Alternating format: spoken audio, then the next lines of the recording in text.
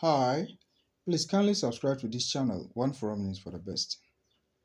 Today, please let us look at something very unique about Africa. That is the genesis of new African politics. African politics. In fact, in this sense, when we talk about Africa, Africa just refers to sub-Saharan Africa, the region of south of the Saharan Desert that is bounded in the north and west by Mauritania, in the east by Eritrea, Ethiopia, Sudan, and Somalia, in the south by the Republic of South Africa. The contemporary political history of Africa is marked by imperialism, the expulsion of foreign powers and settler elites, and the post-independent travels of its roughly 54 states or nations. Africa was among the last regions of the globe to be subjected to imperial rule. In the so-called Scramble for Africa, as described by Thomas Buckingham in his 1991 book of that title, the British and French seized major portions of the continent. Belgium, Germany, Italy, Portugal, and Spain seized lower holdings as well. During the imperial era, most of Africa's people were subject to the rule of bureaucrats in London, Lisbon, and Paris, rather than being ruled by leaders they themselves had chosen. Two states in Africa had long been independent, that is, Ethiopia from time immemorial, and Liberia since 1847. In 1910, the settlers of South Africa succeeded in securing independence from British bureaucrats. European immigrants settled in several territories: Kenya in the east, the Rhodesians in the center, and portions of South Africa. Conflict between the settler populations and colonial bureaucrats characterized the politics of the colonial era, as white settlers strove to control the colonial governments of these colonies and to dominate their native populations. All African people fought against the seizure of their territories. They lacked the wealth, organization, and weaponry to prevail. The situation changed, however, during World War I, that took place between, I think, 1914 to 1918, and World War II, that was between 1939 to 1945. The wars eroded the capacity and will of Europeans to occupy foreign lands. Whole economic development increased the capacity and desire of Africa's people to end European rule. During World War II, the Allied powers maintained important bases in Africa, some poised to support campaigns in the Mediterranean and others to backstop armies fighting in Asia.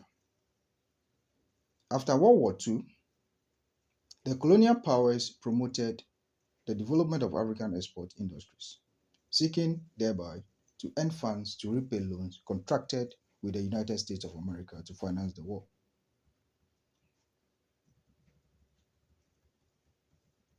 The increase in exports led to the creation of a class of prosperous farmers and rise of merchants and lawyers who provided services to the export industries. As World War II gave way to the Cold War, the United States of America began to stockpile precious metals and invested in expanding Africa's mines, refining its ores, and transporting its precious metals overseas. That Africa's economic expansion took place at the time of Europe's decline prepared the field for its political liberation. The one was prospering, while the other was not, and their relative power shifted accordingly. Among the first Africans to rally against Europe rule were urban elites, whose aspirations were almost immediately checked by resident officials of the colonial powers. Workers who staffed the ports and railways that tied local producers to foreign markets soon joined them. In the rural areas, peasants rallied to the struggle against colonial rule, some protesting intensified demands for labor and the use of coercion rather than wage payment to secure it. Among the primary targets of the rural population were the chiefs, who had been tasked by colonial rulers with taxing the profits of farmers and regulating the use of their lands. Thus did the Kenya African Union support dog strikes in Mombasa and the intimidation of chiefs in the native reserves. Similarly, the Conversion People's Party backed strikes in the Gold Coast, now Ghana, port cities of Tema and Takoradi, all seeking to distill chiefs inland. Adding to the rise of nationalist protest was global inflation, reconstruction in Europe, and rearmament in the United States of America ran up against shortages of materials and higher prices in global markets.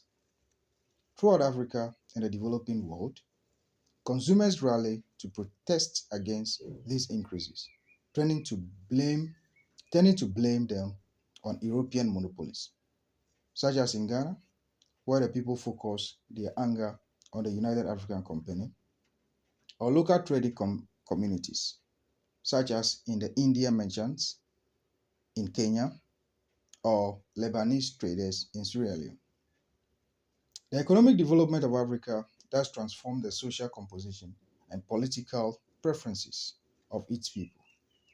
It was in the post-war period, however, that independence was achieved by the vast majority of Africa's people. At first, political liberty arrived in a trickle to the Sudan in 1956 and Ghana in 1957.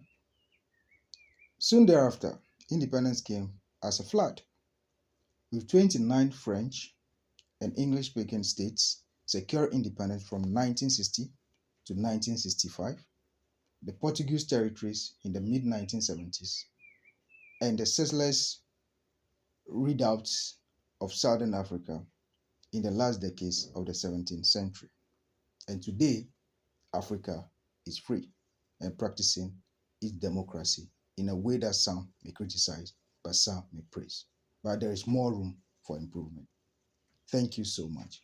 For more, please kindly subscribe to this channel, One Forum News, for the best. Thank you.